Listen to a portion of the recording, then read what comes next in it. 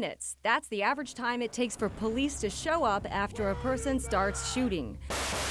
Until then, you're on your own.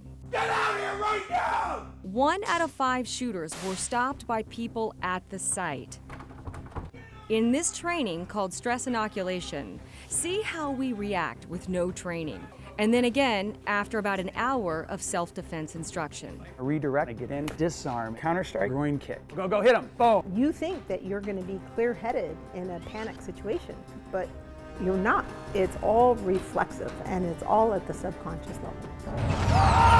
This is going to be tense, this is uncertain, and it's rapidly evolving, right? And there needs to be a plan.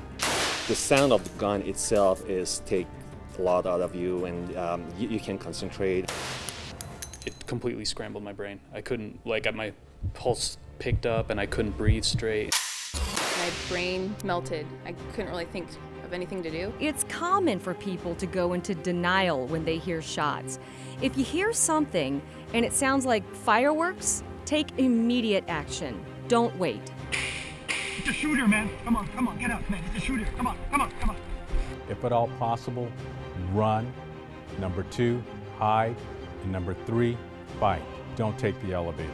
You want to take stairs. Be aware that that active shooter can be anywhere. Forget about personal items. Evacuate as soon as you can. You need to get out of that building. Stay as low as you can and move quickly. You've got to go. You've got to commit. You've got to commit and you've got to get out of there. Once you get outside, try to keep others from going back in and call 911. All of our experts agree, making a plan is paramount. They say pre-plan, script your emergency evacuation just like you would a fire drill. They say in a crisis, we go into tunnel vision and possibly much worse, leaving us only using a portion of our brains called lizard brain.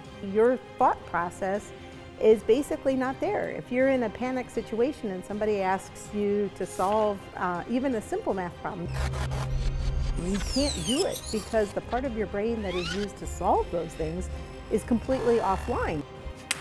Your first option is possibly your best. Run.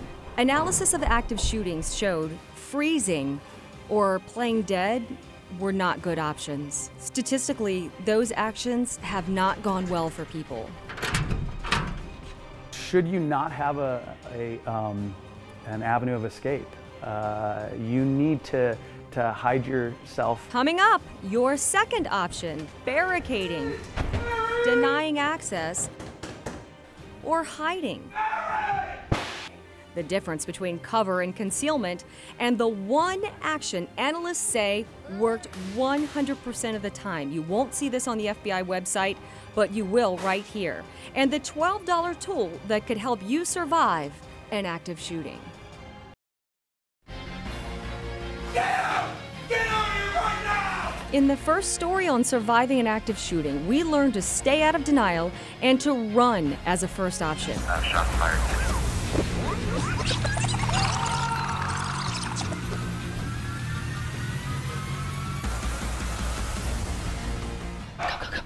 This story, we talk about barricading, denying access, hiding, and the difference between cover and concealment. Think about cover as something that would stop a round being fired, right? An engine block, a tree trunk, a concrete wall, okay? Something that will protect you. Not a desk. Probably not a desk. Concealment is, think about maybe a hedge of bushes. You can hide behind it, but certainly won't stop around. The one thing is when you do hide, is to barricade yourself. If you can lock and/or barricade the door with something, that would be one of your options. One of the first options to do. Silence your cell phone, right? Make sure that it's off, not just the ringer is down. There have been over 150 active shootings since 2000. Looking back, researchers find the #1 most successful thing people did to survive. They locked the door. Locking doors has worked 100% of the time. Inward opening doors. Consider installing a turn lock. You don't want to be fumbling for keys when all you're pulling from is your lizard brain.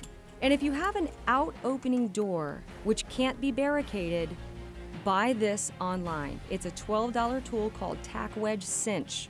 Keep it in your classroom, keep it in your office, keep it in your purse, somewhere where you can find it. 1 out of 5 shooters were stopped by people at the site before police got there, most of whom were unarmed. The data clearly show it's possible to defend in these situations even if you are unarmed. In fact, 81% of the time, the defenders, the people defending, had no weapon. 19% of the time, they did. When your life depends on it, and running is not an option, hiding is definitely over, you need to be able to fight. If you're going to fight and it's just you, then you have to have that mental awareness, that mental fortitude to say, okay, this is my last resort. So if it's your last resort, you have to understand that this is a fight for your life. Coming up in our third story on surviving an active shooting, the basics in going for the gun, swarming the shooter, and staying out of the line of fire.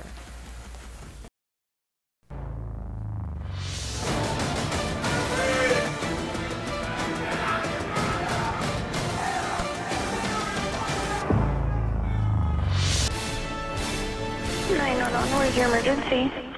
There's a man with a gun right now. You have to be prepared, you have to train, because if you're not prepared, then you have to prepare to fail. In the first 2 stories on surviving an active shooting, you learn the basics of running, barricading, and hiding. The third story is about the fight. If you're out of options, you have nowhere to run, nowhere to hide, and no ability to barricade, you can still fight. Quite painful. Redirect the line of fire. He's trying to push it, come underneath, controlling the weapon.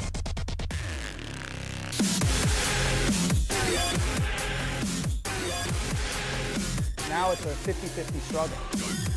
Criminal researcher Peter Blair from Texas State University says the one thing you may have on the shooter is numbers. He says divide and swarm in our training. 2 on this side and 2 on this side so that somebody could engage, and then you could overpower the shooter from different angles instead of being in one spot. Basic gun defense, the rules are ARCAD. Redirect, control, attack, and disarm. I'm redirecting, I'm controlling, I'm counterattacking, and I'm disarming. And remember, this is the source of his power, right? This is what he wants. This is what he came in to use. And so once somebody starts attacking this, they're going to be very focused on this. This is a high-risk situation. These skills are perishable. They need to be trained and practiced. This is a fight for your life. You have to do any and everything that you can do to get away from that situation, to neutralize that threat, so that you don't end up being a casualty in that situation. Go hit him, boom, kick him, boom, go. Good, make the gun, nice. The risk of you getting shot is high, but it's not necessary if you do get shot that it could be fatal. You could still continue to fight on. You could get assistance from other people. You could get assistance from law enforcement. You can still survive. So it looks like this. I'm here. This is my redirection hand. Boom, there's my hit, there's my kick. Barrel up, drive it down. It's like catching a baseball. All right, if I was catching a grounder, my fingers are down, my palms are out. So I'm gonna make that same motion against securing the wrist and securing the muzzle, the barrel. From this position, I'm bursting in, bringing the weapon up and over the thumb to disarm. It's quite painful. It's not only your choice, but you should defend yourself. You know, if it's you or them, it has to be you going home to your family. In Peter Blair's book, he writes, there are too many variables to make a perfect policy that will address every active shooter scenario. Policy should be written in a general, easy to understand, simple to remember. If you look at stress as being a positive thing And if you look at, you're able to have control and power and be more in control, then you respond a little bit better every time. This could be the pebble in the pond that ripples out and gives people motivation to have more choices to act on and learn how to make a plan, learn how to run, where to hide, and how to fight.